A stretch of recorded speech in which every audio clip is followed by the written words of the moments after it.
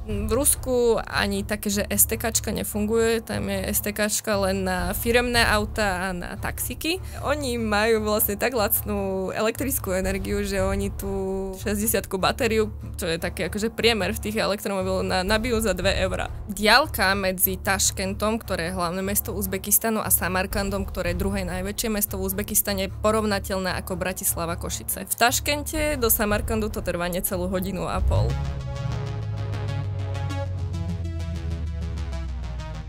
Nielen Čína, ale aj Stredná Ázia ako Kazachstan, Uzbekistan a možno aj ďalšie krajiny ako India začínajú byť obrovskou konkurenciou pre Európsku úniu. A myslím si, že dnes bude určite obsiahla téma práve na túto agendu a ja som veľmi rád, že môžeme privítať Sofiu Soročinovú, ktorá má vyštudované medzinárodné vzťahy, ktorá sa venuje viacerým otázkam geopolitickým, tak som veľmi rád, že si Sofia prijala naše pozvanie do dnešného podcastu. Vítaj. Ďakujem veľmi pekne a pozdravujem všetkých divákov aj poslucháčov podcastu. Ďakujem pekne, ale v prvom rade by som sa chcel opýtať možno takú vtipnejšiu otázku. Si vôbec motoristka? Máš rada auta? Jazdíš? Áno, jazdím veľa. Jazdím od malička. Začalo to koňmi v mojom prípade, takže ja som sa tak ponáhľala, že potrebujem byť samostatná, čo sa týka prepravy, že som začala jazdiť na koňoch, keď som mala asi 6 rokov. A potom postupne bolo takým mojím snom, že som chcela mať motorku, takže v 15 rokoch som si išla robiť vodičák na motorku. Ako rodičia mi schválili vodičák, ale motorku mi neschválili, že 2 kolesá nie, ale že 4. Takže potom som si robila osobitne vodičák na 4-kolku a teda nejaký čas som behala po Michalovciach na gymnázium na 4-kolke z Klokočova, odkiaľ bývam, zo Zemplínskej Šírave. Áno. Problém bol, že tie 4-kolky nemali takú tú fixnú ručnú brzdu, takže spolužiaci si sem tam za mňa robili srandu, že mi ju presunuli pred Kaufland. Napríklad. takže aj také som si zažila motoristické veci, kým som potom prešla v 18 rokoch teda ako vodičáku na auto a na veľkú motorku. Odvtedy jazdím veľa. Ale chápem asi aj tú iniciatívu z tvojej strany, že chceš veľa jazdiť, lebo ty si asi prešla celý svet, ale hlavne možno aj tie krajiny Strednej Ázie, však máš to v podstate aj v tom svojom pracovnom portfóliu, že sa venuješ práve z hľadiska práce tým medzinárodným vzťahom. Takže možno aj s Marcelom by sme chceli zabrnúť do tejto témy, že by sme išli rozobrať, že ako sa vyvíja motorizmus a dopravná infraštruktúra v štátoch Strednej Ázie a možno by sme prešli aj do tej Indie. Nech sa páči. Máte vyštudované medzinárodné vzťahy teda v Rusku. Áno, sedí. No a mňa zaujíma, ale šoferovali ste aj ruské auto? Šoferovala som aj v Rusku, akože nemala som tam ja svoje vlastné auto, lebo jednak som ho nepotrebovala, keďže sieť MHD a vôbec akože prepravy verejnej v Rusku je veľmi dobre rozvinutá, minimálne teda v Moskve a v Petrohrade, kde som ja najviac pôsobila, takže nebola to pre mňa taká nevyhnutnosť, ešte podčiarknem, že taxíky sú tam veľmi lacné, takže ani to nebolo dôvodom na to, aby som tam mala vlastné auto.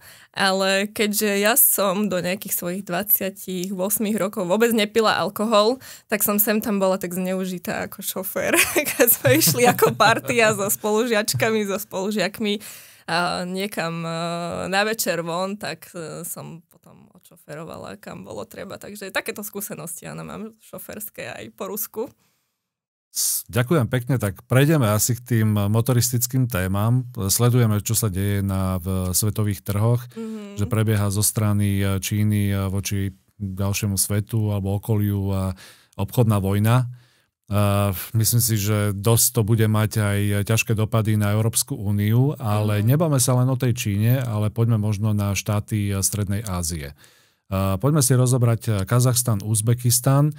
Ja som aj sledoval v minulosti ten zápal tých jednotlivých administratív, jednotlivých prezidentov, že ako chceli rozvíjať tú infraštruktúru, napríklad v Uzbekistane. Poďme napríklad na tú železničnú dopravu. Pohol sa Uzbekistan za posledných 10-15 rokov niekam dopredu, lebo vidíme, že čo sa deje na Slovensku, v Strednej Európe, že máme obrovský investičný dlh. ale kde sa posunuli napríklad takéto štáty Strednej Ázie? Nenazývala by som to obchodnou vojnou zo strany Číny, ale takým prirodzeným ekonomickým rozvojom a rozmachom. Ja nemám rada slovo vojna v kontexte týchto vecí, lebo samozrejme, že každá krajina prirodzene si má chrániť aj svoju ekonomickú suverenitu a v rámci tých svojich možností aj v geopolitickej situácii, v akej sa nachádzame, ich rozvíjať. No a čo sa týka tých krajín Strednej Ázie, tak ja som ich pretestovala, síce nie všetky, ale minimálne teda Kazachstan, Uzbekistan a Kyrgyzsko mám zmapované z takej vlastnej svojej skúsenosti.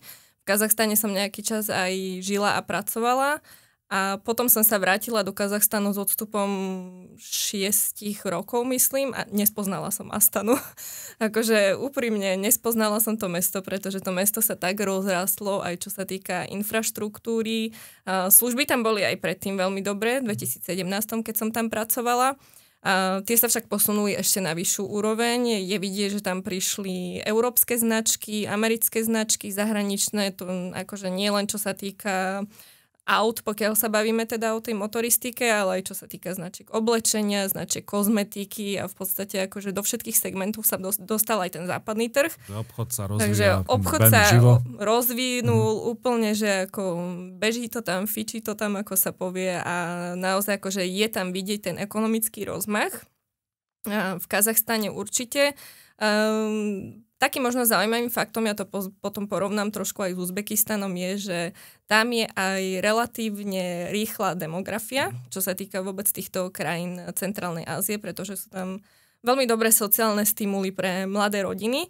No a v podstate v Kazachstane za posledných 6 rokov vyrastla populácia o nejaké 4 milióny, čo je pre nich akože taký milník historický, ktorý Kazachstan chcel dosiahnuť, že targetovať tých 20 miliónov obyvateľov.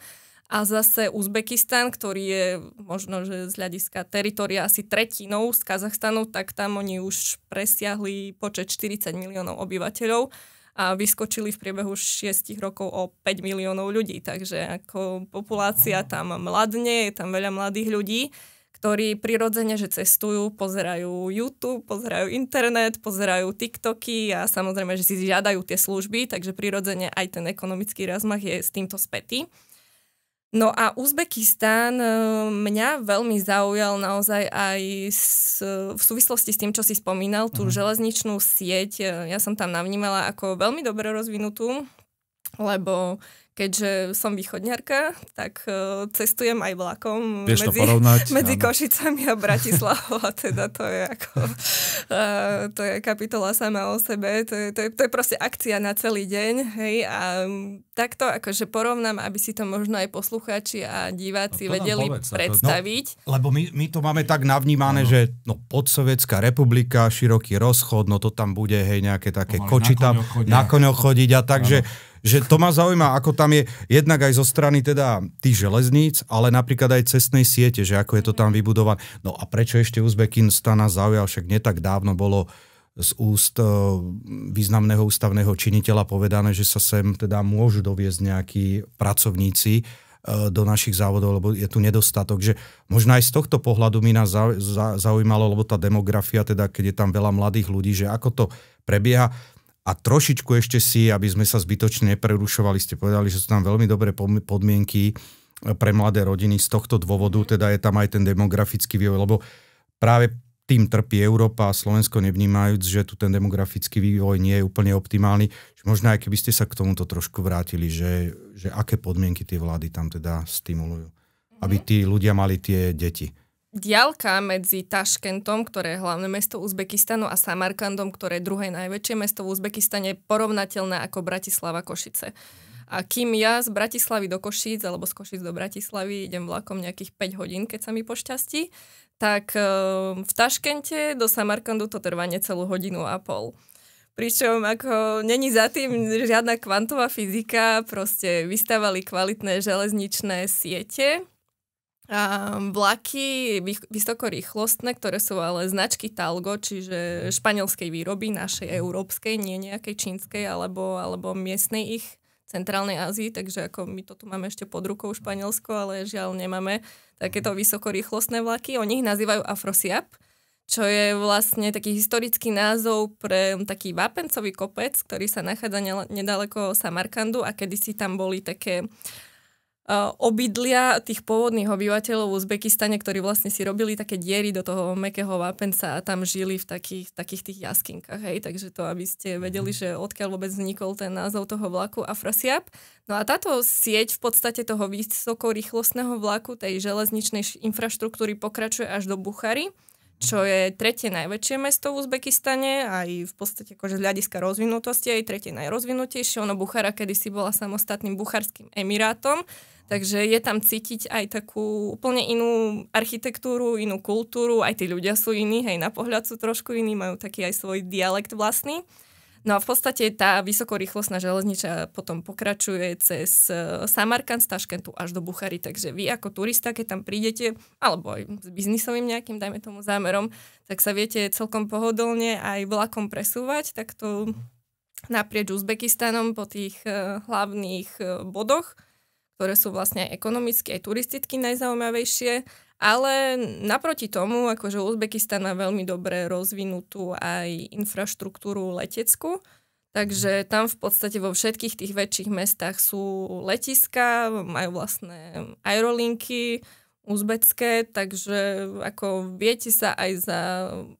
No v porovnaní s európskymi cenami naozaj za smiešný peniaz dostať aj letecky medzi týmito mestami. Čiže nie je to obmedzené len tou železničnou prepravou, viete sa aj letecky dostať. No a samozrejme, akože paralelne popri tom sú vybudované aj diaľnice. No a keď mám prejsť potom plynule ešte k vašej otázke, ktorú ste sa pýtali, tak keďže primárna, teda nosná téma vášho podcastu je motoristika, tak áno, ja viem, že sa veľmi tak akože s viacerými niekedy pozitívnymi, niekedy negatívnymi emóciami riešila tá téma, že sa majú prísť uzbeckí robotníci v počte nejakých 150 000. A ako chcem povedať, že nie celkom tomu verím, úprimne povedané, lebo momentálne v Uzbekistane je taký ekonomický rozmach, že oni v podstate nepotrebujú vyhľadávať nejakú prácu v zahraničí. A keď sa to malo nejakým spôsobom spájať s nedostatkom pracovnej sily v automobilových závodoch, ktoré na Slovensku máme, tak akurát v tomto roku, tuším, že to bolo niekedy v júni alebo júli 2025, tak Uzbekistan podpísal nové licencie práve s Volkswagenom, ktorý má vystavať nový závod vlastne na výrobu aut priamo v Uzbekistane. Takže možno nakoniec to dopadne tak, že sa závod Volkswagenu presunie do Uzbekistanu a nie Uzbeci sem, aby pracovali v našich automobilkách. Takže ako nehovorím individuálne, určite Uzbeci migrujú, veď je to prirodzená migrácia. To je aj iný počet. Áno, ale akože nie celkom sa mi zdá reálne, ako aby prišlo 150 000 pracovníkov Uzbekistanu na naše teritorium sem pracovať. Ale Uzbekistan, ak to správne chápem, tak on sa už aj nejak geopoliticky rozmácha okolo seba, akože pozerá sa aj na okolité štáty. Čiže vnímam, a to mi asi môžeš potvrdiť, že nepozerajú len na rozvoj infraštruktúry u seba, doma, vo svojom štáte, ale aj na okolité štáty, čiže sú dosť prepojení aj s Kazachstanom. Poprípade potom napríklad majú dosť iniciatívu na rozvíjanie vzťahov s Afganistanom, čo je také akože nové akože obrovské potenciály pre štáty Strednej Ázie.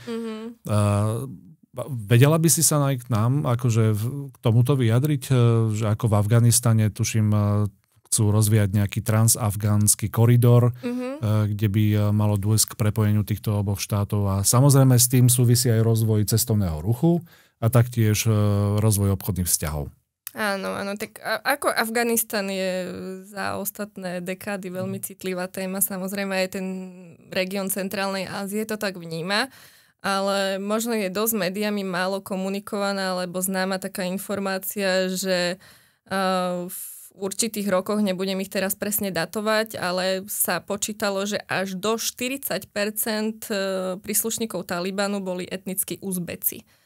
Čiže v podstate ako tamto prepojenie bolo aj v rámci týchto skupín, čo Uzbekistan do určitej miery vnímal aj ako takú bezpečnostnú hrozbu, lebo však samozrejme aj v rámci toho Talibanu sú rôzne skupiny, hej, ako aj v rámci národov, v rámci ľudí sú dobrí, sú zlí, potom aj v rámci toho Talibanu boli takí, ktorí proste akože z titulu náboženského presvedčenia boli príslušníkmi toho Talibanu a potom boli niektorí radikalizovaní aj vplyvom západnej podpory.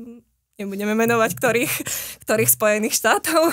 No, ale dosť na tom, že Afganistan mal s Uzbekmi možno taký špecifický vzťah vybudovaný práve na finančných operáciách.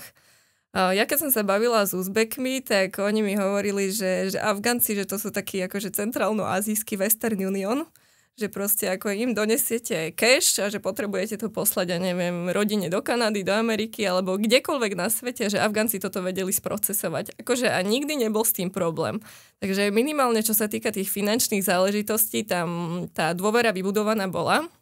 A keď som sa akože Uzbekov na to pýtala, že aký je tam vlastne vzťah s Afganistanom, lebo však predsa len majú dosť veľkú spoločnú hranicu a tie etnické prepojenia aj cez ten Taliban a tak ďalej, tak hovorili, že je to také akože vzájomne výhodné samozrejme spolupracovať pre nich, že oni sa nechcú nejakým spôsobom radikalizovať, ani dištancovať, ani vyvolávať nejaké konflikty. Vedia, že cez ten Afganistan, keď sa tam situácia upokojí, tak vedia vlastne vytvoriť presne ten tebou spomínaný koridor, ktorý ich dostane akože k oceánu a k ďalším akože možnostiam prepravy ich tovaru. A na tom zase má záujem samozrejme aj Kazachstan a Rusko. Hej? Takže tam vlastne tá ekonomická podpora vybudovania takejto infraštruktúry skrz Uzbekistan a Afganistan ide aj z Ruska. U nás je to tak, keď tak nejaká informácia zaznie, tak len taká buď strohá, alebo teda nie je nejaká pozitívna. Veľa ľudí tu má predstavu o Uzbekistane a Kazachstane, o nejakých zaostalých, chudobných republikách stredoazijských, ale napríklad akým jazykom sa to tam hovorí, či je tiež tam ešte do veľkej miery tá ruština používaná, alebo je teda potláčaná ako napríklad v pobaltských krajinách, kde tá ruština teda je pomaly zákazom, hej, že kto tak hovorí, že ako to tam, či tiež sú tam nejaké takéto vplyvy. Áno, teraz trošku odchádzame od motorizmu, ale tak má to tiež na to vplyv, že alebo tam normálne fungujú tí ľudia úplne prirodzene, sú to obchodní partneri, susedia, bereme od nich energie, oni od nás berú energie, vymieňame si tovar, jazdíme medzi sebou, na dovolenky chodíme. Možno toto by nás zaujímalo, aby sme trošku k tomu aj motorizmu prešli. Dobre sa pýtate, lebo ja počúvam aj v originálnom znení tlačovej konferencie, či už pána prezidenta Putina alebo pána ministra Lavrova, keďže sa zaoberám otázkami zahraničnej politiky. A oni obidvaja zvyknú hovoriť takú frázu, že my govorím na jednom jazyke. To znamená, že v doslovnom preklade, že rozprávame v jednom jazyku, ale akože v prenesenom zmysle tejto vety, že si rozumieme. Hej? Takže dôležité je samozrejme rozumieť si na to, aby vzťahy fungovali v rámci celého sveta, kdekoľvek sme. No a ten jazyk, ruština vlastne ako samozrejme ešte má do veľkej miery vplyv aj v Centrálnej Ázii, aj v Uzbekistane, aj v Kazachstane, aj v Kyrgyzstane, aj v Tadžikistane, aj v Turkmenistane. Do určitej miery áno, sú aj nejaké etnické skupiny v Afganistane, ktoré hovoria po rusky. Avšak sa začínajú už Uzbeci sťažovať za ostatné roky, že majú nedostatok ruských učiteľov ruského jazyka. Hej? Takže v podstate ako nenastáva s tým zatiaľ nejaký že komunikačný problém, v tých všetkých veľkých mestách sa dohovoríte po rusky, teda aj bežný Slovák, ako keď má nejaké základné znalosti ruštiny, tak sa tam v poriadku vie dohovoriť. Avšak samozrejme, akože vyučovací jazyk štandardne je uzbecký v Uzbekistane, ktorý je zo skupiny turkických jazykov. V Kazachstane takisto. A v Kazachstane sa prejavuje v ostatných rokoch taký väčší patriotizmus, čo sa týka jazyka, ale to v podstate akože nie v tom, že by bol ten ruský jazyk potlačaný, ale skôr v tom, že sa tie oficiálne elity politické a tí štátni predstavitelia, poslanci aj na, povedzme, že lokálnej úrovni snažia navonok a na verejnosti vystupovať práve v kazaštine, nie v ruštine. A tie vzťahy medzi tými ľuďmi, aké sú medzi Rusmi, Kazachmi, Uzbekmi? Lebo tuto je veľká nevraživosť, ja spomínam si, nechcem to tu tak začínať, no tom pred 89.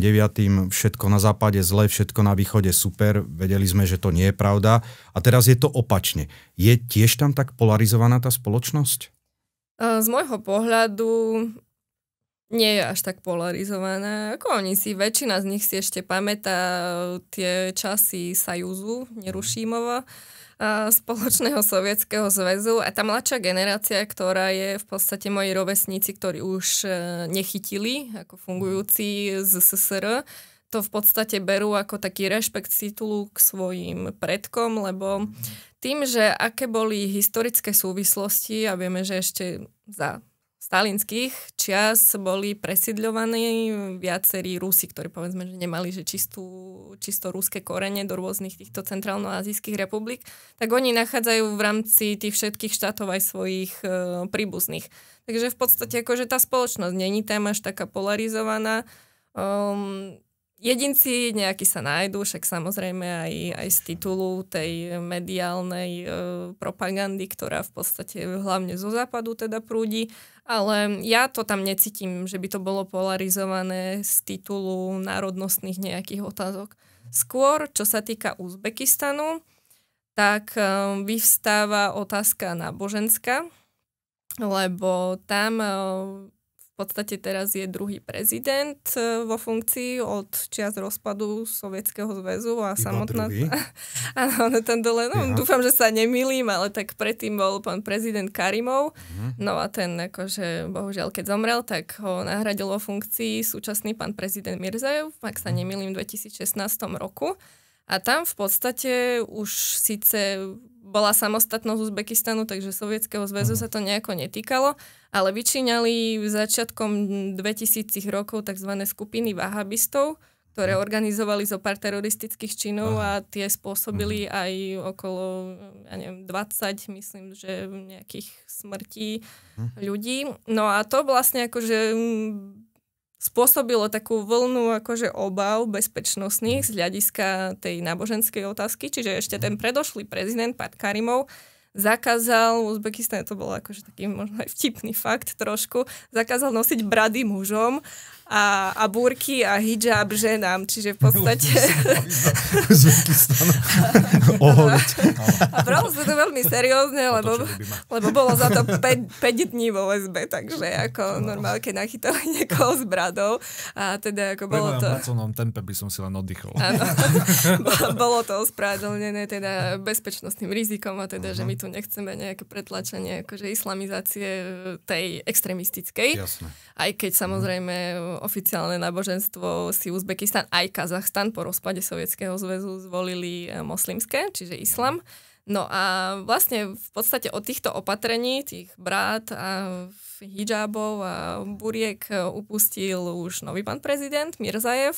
Čiže v podstate teraz ja tam badám za posledné roky v Uzbekistane, keď som bola minulý rok posledne, takú nastupujúcu islamizáciu v tom zmysle, že tí mladí ľudia hlavne si to vzali za moderné, hej, že teraz akože môžem nosiť burku, keď som žena a hijab, tak oni síce akože sa nastajlujú, že sú všetko akože pekné, namalované, ale pritom majú tie šatky, burky akože uviazané presne, založené tak, ako je to podľa všetkých týchto moslimských tradícií. Takže skôr nepovedala by som, že tie národnostné alebo jazykové otázky tam robia nejaký taký akože nechcem povedať, že rozkol, ale povedzme, že taký rozdiel medzi tými jednotlivými národnosťami, ale to je náboženské, hej, že naozaj ten Uzbekistan je vidieť, že sa tak viac islamizuje za ostatné roky. Ja sa chcem opýtať, ja keď som bol v Uzbekistane, tak tam bol obrovský vplyv tej Číny. Oni mali aj viacero takých svojich programov, iniciatív. Jedno pásmo, jedna cesta. Fakt, že je tam obrovský vplyv Číny na všetky oblasti a taktiež aj na rozvoj infraštruktúry. Ale možno sa poďme baviť aj o tom, má vôbec nejaký vplyv Európska únia na tieto štáty? Sú tam nejaké také iniciatívy alebo podpora nejakých obchodných vzťahov? Lebo viem, že nejaký transkaspický dopravný koridor sa riešil. Boli tu témy ako hodvábna cesta, nová hodvábna cesta, že by cez tieto štáty prechádzal obchod prostredníctvom železničnej dopravy, čo sa aj uskutočnilo. Šťastí sa to týkalo aj Slovenska, pretože v Dobrej na východe pri ukrajinských hraniciach pár vlakov aj prišlo za účasti veľvyslancov, to bolo 4-5 rokov dozadu, ale ako v súčasnosti Európska únia? Má vôbec nejakú iniciatívu, vplyv, alebo sa skôr venuje svojim problémom, alebo ktoré ešte len prídu? To je dobre položená otázka, ktoré ešte len prídu, lebo ja to tiež vidím tak, že tie skutočné problémy ešte len sú na ceste k nám. A z môjho pohľadu není tam cítiť až taký vplyv tej Európskej únie. Akože sú také nejaké individuálne iniciatívy, lebo však samozrejme Uzbekistan je veľmi silný, čo sa týka v ťažbe zlata, čo sa týka pestovania hodvabu a bavlny, takže ako ono ekonomicky krajina to zaujímavá je a plus aj ten trh o 40 miliónoch ľuďoch samozrejme a priori musí byť zaujímavý pre niekoho, kto chce predávať, takže aj pre Európsku úniu by mal byť.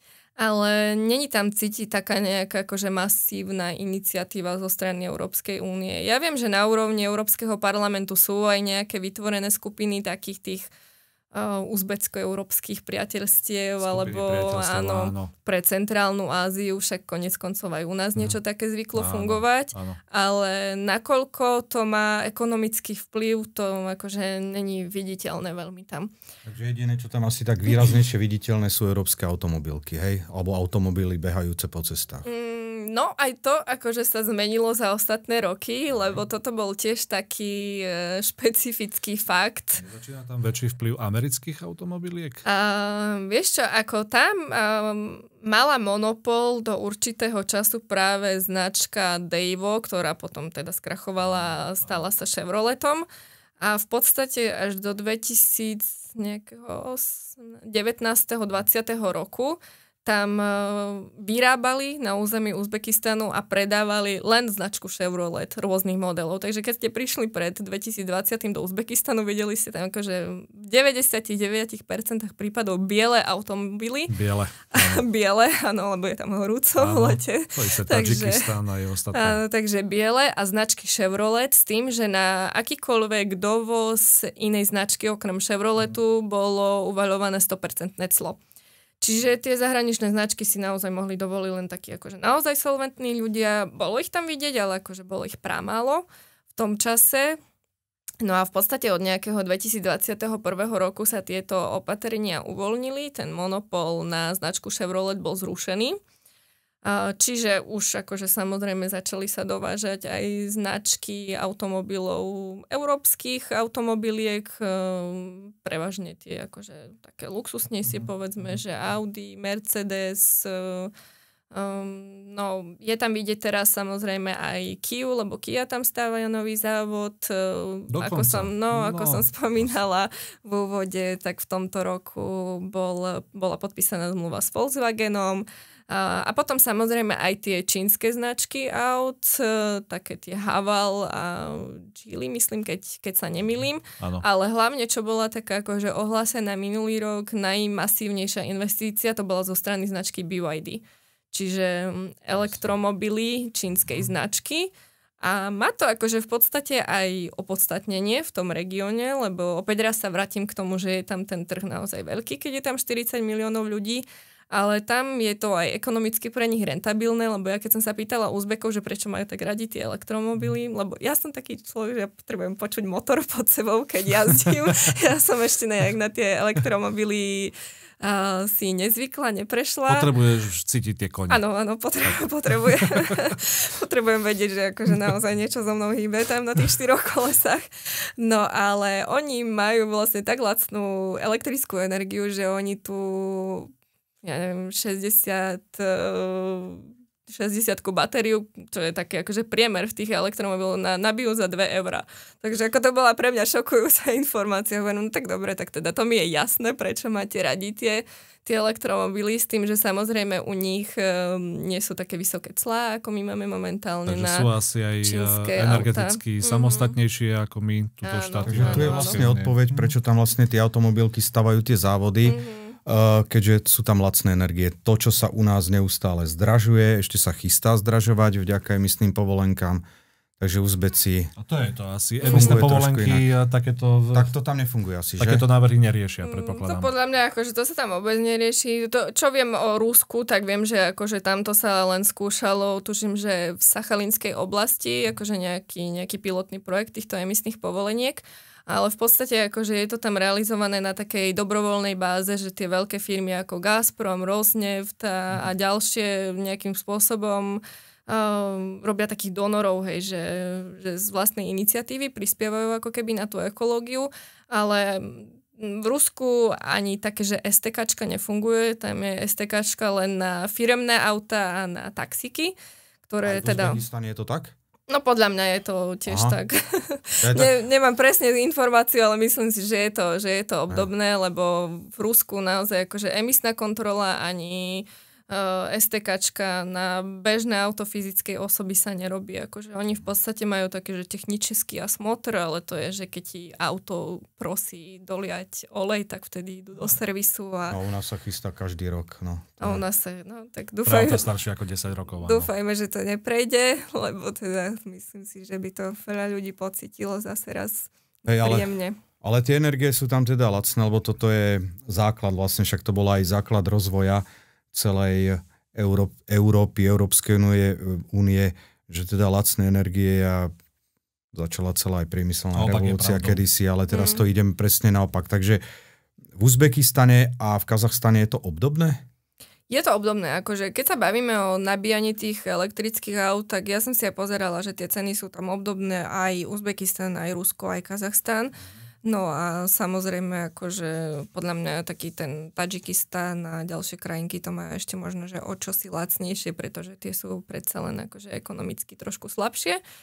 Ale zase není tam až taký veľký rozmach aj tých elektromobilov doposiaľ, no ale akože Rusko sa slávi tým, že tam sú energie veľmi lacné, Kazachstan to isté, tak Kazachstan to má v podstate v rámci nerastných surovín celú Mendelejovú tabuľku prvkov na svojom území. Áno. Plyn asi je všade. Tak je to tak. No a Uzbekistan v podstate akože má potenciál, hej, čerpať aj z takých zdrojov, ako je slnečná energia, veterná energia, vzhľadom na tú štruktúru svojej geológie, aká tam je. Takže naozaj tie energie sú tam znateľne lacné, akože oproti nám to je neporovnateľné.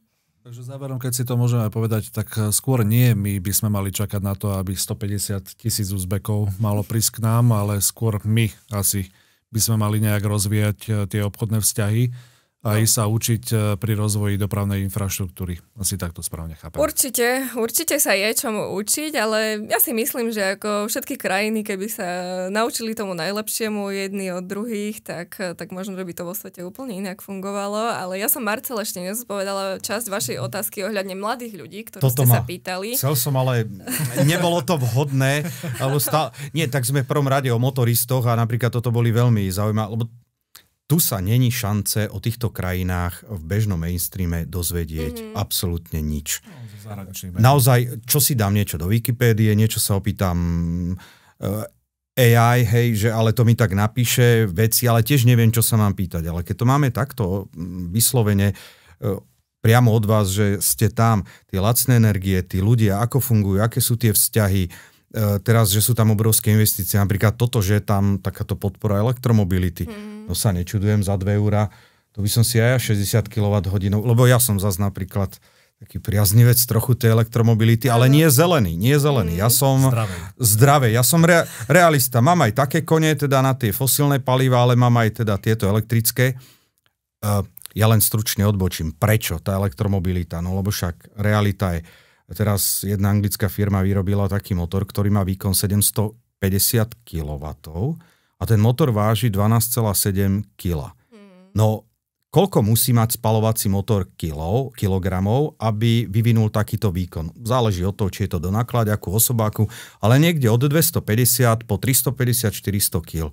Takže ona, tá elektromobilita určite má progres, len je onálepkovaná hrozne týmto, ja to nazvem zeleným šialenstvom, že aj tí, čo možno by k tomu prišli k tej elektromobilite, ju nenávidia už len preto, lebo to podporujú títo zelení kadejakí mužikovia a neviem kto. Ale dobre, odbočil som. Ja som len takto, že na vysvetlenie, že ma zaujímali trošku okrem toho motorizmu aj tie iné veci, lebo prečo to niekde inde ide a u nás nie, no tak... Tak asi sa musíme poučiť od tých, kde to ide.